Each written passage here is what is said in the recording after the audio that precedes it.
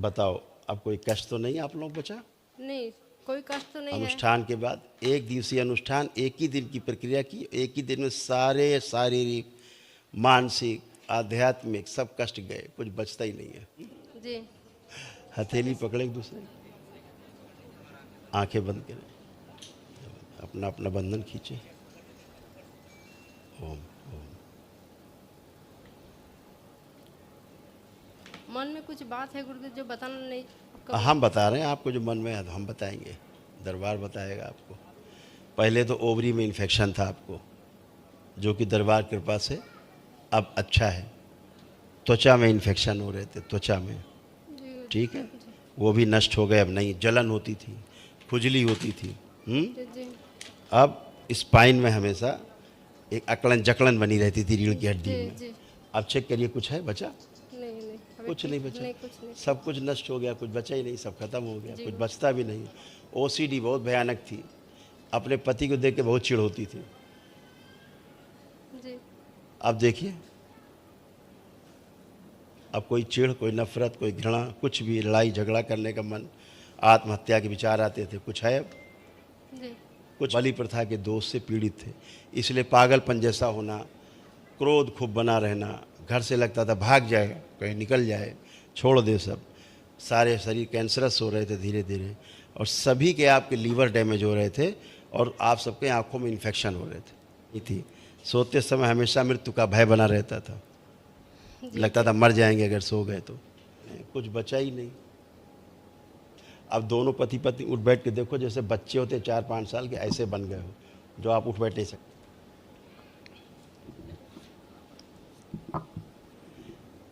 आपके पति देव का, इनका तो घर में रहने का मन ही नहीं करता था। क्यों होता था? अब कुछ भी नहीं। और धीरे धीरे आपको अल्जाइमर होता जा रहा था। उसे संबंध चाहे जितना अच्छे बनाओ, आप आपके संबंध सबसे खराब हो जाते थे। होते थे कि नहीं? हो जाते थे। अब वो सब गंदगी गई, प्राइवेट इन्फेक्शन हो रहे थे आपको, जो कि अब नहीं है, एक दिन में ही समाप्त हो गए, सेम डे। एक दिन का वैदिक अनुष्ठान और सब खत्म। ऐसे आपकी रीढ़ की हड्डी जकड़ गई थी, देखिए सूक्ष्म रूप से ऐसे जकड़ी थी, लगता था, वो सब नष्ट हो गया।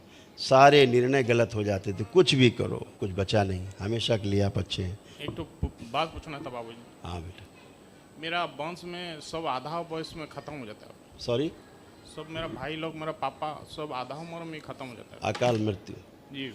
अकाल मृत्यु की स्मृतियाँ थी, इसीलिए आपको अपने कार्य से उच्चाटन हो जाता था, कुछ भी करने का मन नहीं करता था, बिल्कुल कुछ नहीं करता था करने का, और धन की हानि होती थी, जी। और इसीलिए आपके संबंध सबसे खराब हो जाते थे। जी। कोई भी हो, आप उसको सोने के बिस्किट दिया हो तब भी खराब हो जाए संबंध। रखना, गंदी पूजा आपके यहाँ होती थी, जिसको देवी मान के पूजा करते थे, वो दुष्टा थी नंबर 1 की, उल्टा नालायक बदतमीज़ थी। बच के रहना, दोबारा पूजा मत करना। मेरा बड़ा बेटा का तो शादी करने का मन नहीं करता है।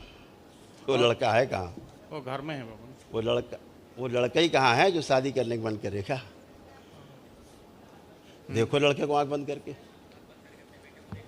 सबसे पहले तो सुसाइड करने का मन करता है उसका, सुसाइडियल थॉट्स बहुत है उसके अंदर।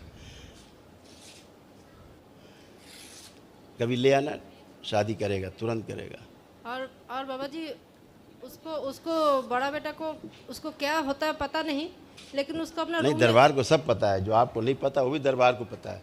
उसका वीर नाश बहुत होता है, नशा करने के लिए प्रेरित होता है, पागलपन हो रहा है, बहुत क्रोध है, मारपीट करना, गाली गलौज करना, अपशब्द बोलना, ये सब उसका है भरा हुआ है। सोशल एंजाइटी होती है, घर में रहता तो अकेले रहने का मन करता है उसका, किसी से बात नहीं करने का मन होता है उसका, होता है। हाँ। तो उसका जेंडर बदल रहा है। और ये जो बेटी खड़ी है आपकी, हाँ, इसके सामने नहीं बैठता जल्दी, नहीं बैठता। नहीं बैठता, क्यों नहीं बैठता? यही तो पता नहीं। हाँ, तो दरबार को पता है ना, इसको बहुत प्रेम करता है वो, लेकिन इसके लिए बहुत गंदे गंदे ख्याल उसके अंदर आते हैं, बहुत गंदे, तो हट जाता है, सामने बैठते नहीं है। अब बच्चा मजबूर है ऐसा सोचने के लिए, बच्चा कुछ कर ही नहीं सकता।